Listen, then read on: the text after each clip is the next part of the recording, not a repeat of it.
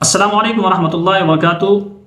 یہ عبد القادر صاحب پوچھتے ہیں کہ آج کل جانور کو مشین سے ذبح کیا جاتا ہے، اس کا کیا حکم ہے؟ تو اس سوال کا جواب یہ ہے کہ یہ ذبح شرعی طریقے کے بالکل خلاف ہے، اس لیے کہ اس میں سب سے پہلی خرابی یہ ہے کہ جانور کو گلے کے بجائے گدی کی طرف سے ذبح کیا جاتا ہے، جو کہ ناجائز اور مکروہ ہے۔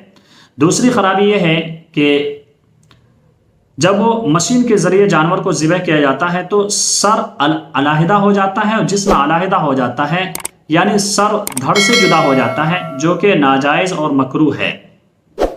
البتہ ان دونوں وجوہات کی بنا پر ہم جانور کو حرام نہیں کہہ سکتے، یعنی جانور حرام نہیں ہوگا، اس شرط کے ساتھ کہ جانور کو بسم اللہ پڑھ کے ذبح کیا گیا ہو۔ اگر بسم اللہ پڑھ کے ذبح کیا گیا ہو تو مشین سے ذبح کیا گیا ہو، غیر شرعی طریقے سے بھی ذبح کیا گیا ہو، پھر بھی وہ جانور حلال ہی ہوگا، لیکن وہ طریقہ بالکل ناجائز اور حرام ہے۔